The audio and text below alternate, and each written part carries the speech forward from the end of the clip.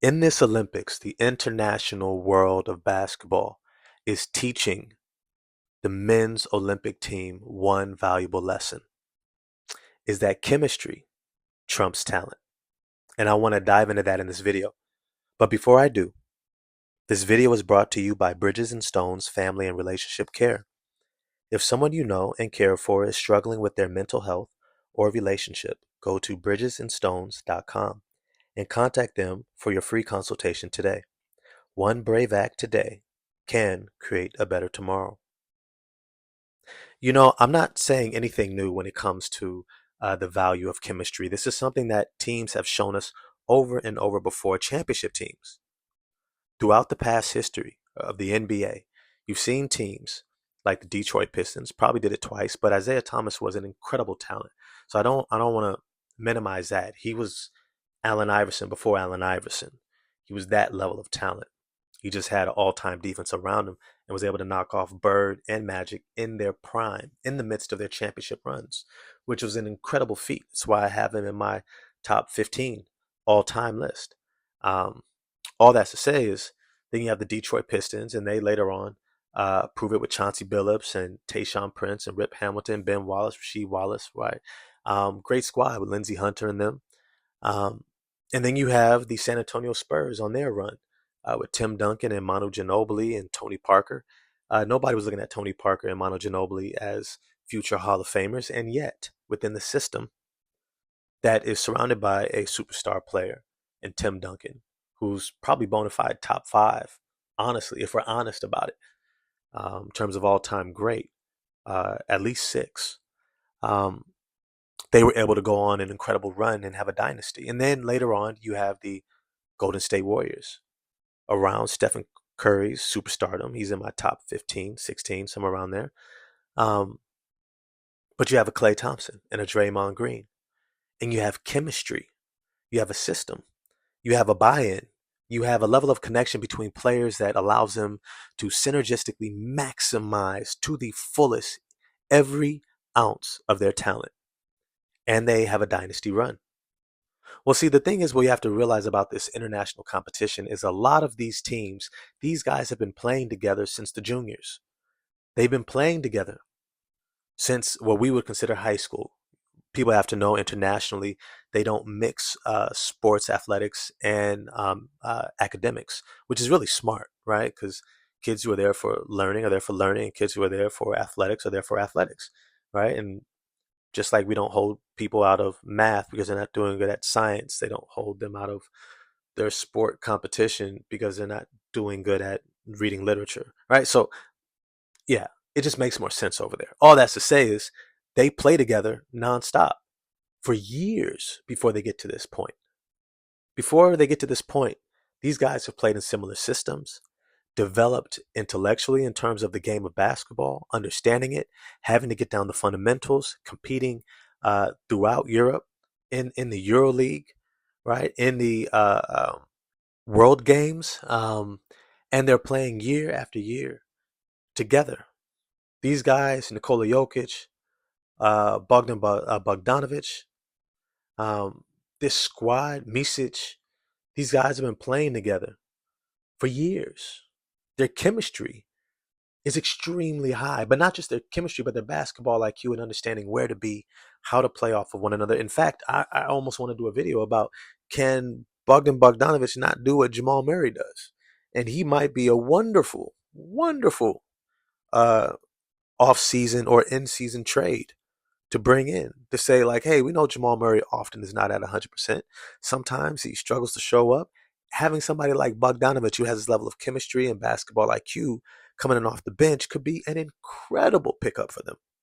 Shoot, if I'm the uh, Los Angeles Lakers, I'd be looking at Bogdanovich like, hey, can he be our starting shooting guard? I mean, we all like Dalton Connect, but let's be real. Doing it at this level, not everybody's ready for. I definitely look at him as a starting shooting guard at this point. All that's to say is, outside of Jokic and Bogdanovich and Misic, you don't have a bunch of NBA players. But how they play collectively, the chemistry, the basketball IQ maximizes every drop of their talent. And they were almost able to knock off Team USA if it wasn't for Stephen Curry and LeBron James and Kevin Durant's heroics and a little bit of help, tip your hat to the referees. It allowed Team USA to overcome that. But you have to look at this squad and say there's no reason, talent wise, they should have been in this position to win this game. And yet, they're teaching the NBA a lesson. But how does this apply to the NBA? You know, one of the teams that I've been following very closely was the Detroit Pistons. If you follow my channel, it's a whole bunch of videos I'm dropping on them. But one of the things that I say repeatedly is that high turnover teams, when it comes to the organizational heads and coaching, are signs of an organization that's malfunctioning. Any business that has a high turnover is a malfunctioning business. It is not an effective business. You go to a job where the manager is brand new every year to 2 years. You know what business that you're working for? Wingstop. You're working for Wingstop. You're working for Domino's. You're working for companies that, hey, we understand this is low turnovers because it's low stakes. We don't really have the outlook that we're trying to be the best. And even those companies are trying to shore that up because retraining, you get inconsistent outcomes and you have to have a learning curve for each new person you put in there and it hits your profits. So you actually have to invest. But here's the thing.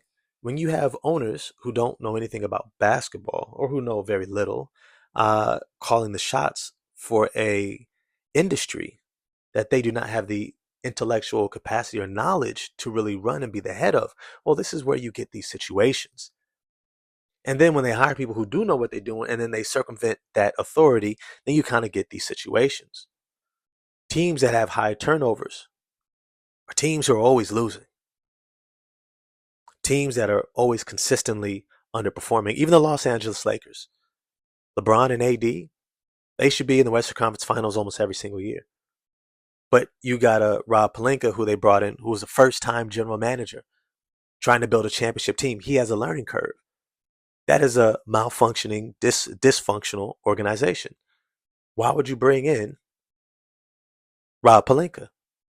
Why would you not go out and get a general manager who has proven to be able to build a championship team before, like the one that went to the New Orleans Pelicans, right? Matter of fact, they should have just trusted LeBron and brought his whole squad over. Should have brought over Tyronn Lue.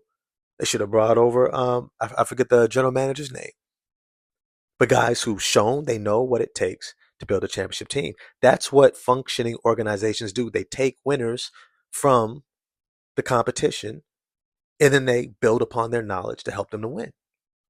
They don't start all over. But here's the thing. Some people get caught up in power and control, and their ego comes before winning. And we see this over and over. Why is Tom Gores at the front of these news conferences? What is he teaching us about basketball? What is his dearth of knowledge and wisdom of the game? He'd be better off sitting in the backdrop somewhere and letting people who know the game talk. And yet he likes to be at the front, right? Still dyeing his hair and stuff like that, trying to seem young. It's an ego thing. It's a level of insecurity that you have to try to show that you are something that you're not. It's okay. It's okay. Look, I'm not a plumber. I don't need to pretend like I am, right? There are certain things that I have accepted about my limitations. And when organizations at the head have not been able to do that, you see these types of byproducts. But there's always an opportunity to get it right.